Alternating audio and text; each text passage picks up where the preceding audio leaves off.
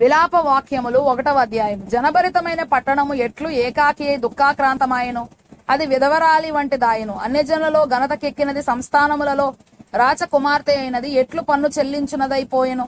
రాత్రి యందు అది బహుగా ఏడ్చుచున్నది, కన్నీరు దాని చెంపల మీద కారుచున్నది. దాని విటకాండ్రందరిలో దాని ఓదార్చువాడొక్కడును లేడు. దాని చెలికాండ్రందరూ దాని మోసపుచ్చిరి, వారు దానికి శత్రువులైరి. యూదా బాధనుంది, దాసురాలై చెరలోనికి పోయి ఉన్నది, అన్ని జనులలో నివసించున్నది, విశ్రాంతి నొందకపోయిను. దాని తరుము వారందరూ ఇరుకు చోట్ల దాని కలిసి కొందరు. నియామక కోటములకు ఎవరును రారు గనక సియోను మార్గములు ప్రలాపించున్నవి. పట్టణపు గుమ్మములన్నీ పాడైపోయెను, యాజకులు నిట్టూర్పు విడుచున్నారు. దాని కన్యకలు దుఃఖాక్రాంతులైరి, అది వ్యాకుల భరితురాలాయను. దాని విరోధులు అధికారులైరి, దాని శత్రువులు వర్ధిల్లుచున్నారు. దాని అతిక్రమం విస్తారమని యెహోవా దానిని శ్రమపరచుచున్నాడు.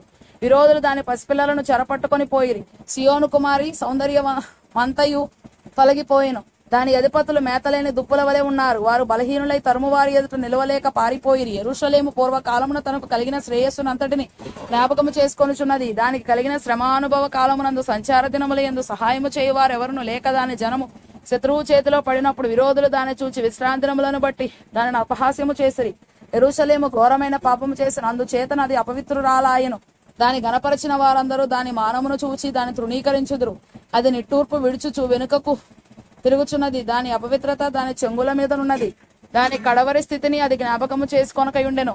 అది ఎంతో వింతగా హీనదశ చెందినది. దానిని ఆదరించువాడు ఒకడును లేకపోయెను. యెహోవా శత్రువులు అతిశయిల్లుట చేత నాకు కలిగిన శ్రమను దృష్టించుము. దాని మనోహరమైన వస్తువులన్నీ శత్రువుల చేతిలో చిక్కెను. నీ సమాజములో ప్రవేశింపకూడదని ఎవరిని గూర్చి ఆజ్ఞాపించితివో ఆ జనముల వారు దాని పరిశుద్ధ స్థలమున ప్రవేశించి ఉండుట అది చూచుచునే ఉన్నది. దాని కాపురస్తులందరూ నిట్టూర్పు విడుచుచు ఆహారము వెదకుదురు.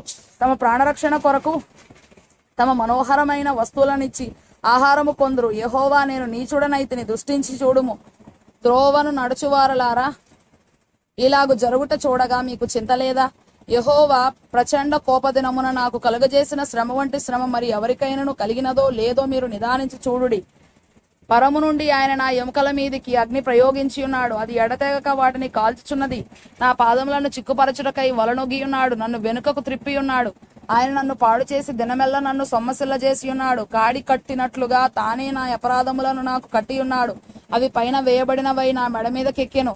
నా బలమును ఆయన బలహీనతగా చేసి ఉన్నాడు. ప్రభు శత్రువుల చేతికి నన్ను అప్పగించి ఉన్నాడు. నేను వారి ఎదుట లేవలేకపోతని. నేను చూచుచుండగా ప్రభు నా బలాఢ్యులనందరినీ కొట్టివేసెను. నా యవనులను అనగద్రొక్కవలనని ఆయన నా మీద నియామక కూటము కూడను చాటించెను. యెహోవా కన్యకైన యూదా కుమారుని ద్రాక్ష గానుగలో వేసి త్రొక్కి ఉన్నాడు. వీటిని బట్టి నేను ఏడ్చుచున్నాను, నా కంట నీరు ఒలుకుచున్నది. నా ప్రాణము తెప్పరిల్ల చేసి నన్ను ఓదార్చవలసిన వారు నాకు దూరస్తులైరి.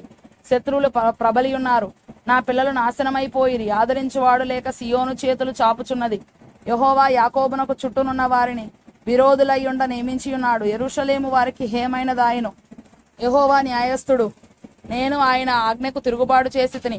సకల జనములారా చిత్తగించి ఆలకించురి. నా శ్రమ చూడుడి. నా కన్యకలను నా యవ్వనులను చెరలోనికి పోయి ఉన్నారు. నా విటకాండ్రులను నేను పిలువనంపగా వారు నన్ను మోసపుచ్చిరి. నా యాజకులను నా పెద్దలను ప్రాణరక్షణకై ఆహారము వెదకపోయి పట్టణములో ప్రాణము విడిచిన వారైరి. యెహోవా దృష్టించుము, నాకు ఇబ్బంది కలిగెను.